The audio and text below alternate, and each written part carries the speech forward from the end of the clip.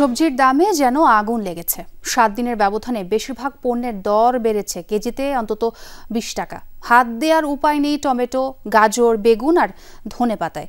ব্যবসায়ীদের যুক্তি, টানা বৃষ্টির কারণেই এই হাল। তার উপর নিম্নাঞ্চলের জমিতে পানি জমে নষ্ট হয়েছে অনেক সবজি। আরও জানাচ্ছেন সহকর্মীরা। এই মুহূর্তে কিছুটা মেঘের আনাগোনা কমেছে আকাশে। ছুটির দিন সকালে রোদের উত্তাপ যেমন বেড়েছে, সেই সাথে পাল্লা দিয়ে যেন সবজির দামেও গরম লু লেগেছে। যেমন ধরুন টমেটো, এখন দেশি টমেটোটা আসছেই না বলতে গেলে, আমদানি করে আনতে হচ্ছে, সেটির দাম 150 টাকার কাছাকাছি। গাজর, দেশি গাজর এই মুহূর্তেও পাওয়া যাচ্ছে, কিন্তু সেটির চাহিদা কম, যে কারণে বিদেশি গাজর কিনতে গেলে আপনাকে একই ধরনের দাম কিন্তু গুনতে হবে। বর্ষাকালে এলেই কাঁচামরিচের দাম নিয়ে সবার মনে খুব শঙ্কা জাগে। সেই শঙ্কা কিন্তু কিছুটা বেড়েছে, কারণ কেজিতে প্রায় 20 টাকা বেড়ে গিয়েছে এটির দাম। এবং ধনেপাতার দাম নিয়ে বাজারে এই মুহূর্তে বেশ আলোচনা হচ্ছে, যদি এটি খুব অল্প পরিমাণে লাগে, তারপরেও আমরা কিন্তু দেখতে পাচ্ছি দাম প্রায় 400 টাকা কেজি হাঁকা হচ্ছে।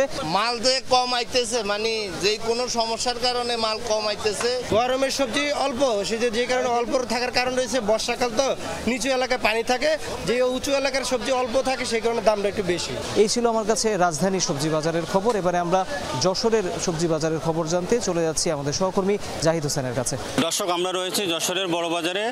আপনারা জানেন যে সারা দেশের যে সবজির চাহিদা 60% এই যশোর থেকে সরবরাহ করা হয়। গত এক সপ্তাহের ব্যবধানে যশোরের প্রতিটি সবজি 5 থেকে 10 টাকা সবজির দাম বৃদ্ধি পেয়েছে। এই বৃদ্ধি হওয়ার যে কারণটা মূলত বিক্রেতারা বলছে যে গত এক সপ্তাহ ধরে যশোরে যে বৃষ্টিপাতের পরিমাণটা বেশি ছিল, ফলে যে সবজির যে উৎপাদন সেটা ব্যাহত হওয়ার কারণে এই সবজির দাম বেড়েছে। বৃষ্টি হওয়ার কারণে ফসল নষ্ট হয়ে যায়, তাই 5 টাকা 10 টাকা বাড়ছে। পটলের আমদানি বেশি, পটলের দাম কম, উস্তার দাম একটু বেশি। হাত ঘুরে যে ফুলে তো এই যে পাইকারি যে খুচরা যে বাজারে এসেছে, সেখানে সবজির দাম 2 গুণ থেকে 3 গুণ দামে বৃদ্ধি পাচ্ছে। মাল তো প্রচুর পরিমাণে হয়েছে, এই অল্প বর্ষণে ক্ষতি হওয়ার কথা না। বরবটি হচ্ছে যে 30 টাকা করে আটি, যেটা ছিল তো 20 টাকা। পটল ছিল 20 টাকা, সেটা হচ্ছে 30 টাকা। এখন আমরা চলে যাচ্ছি উত্তরাঞ্চলের চাঁপাইনবাবগঞ্জের সহকর্মী মনোয়ার হোসেন জুয়েলের কাছে। ধন্যবাদ।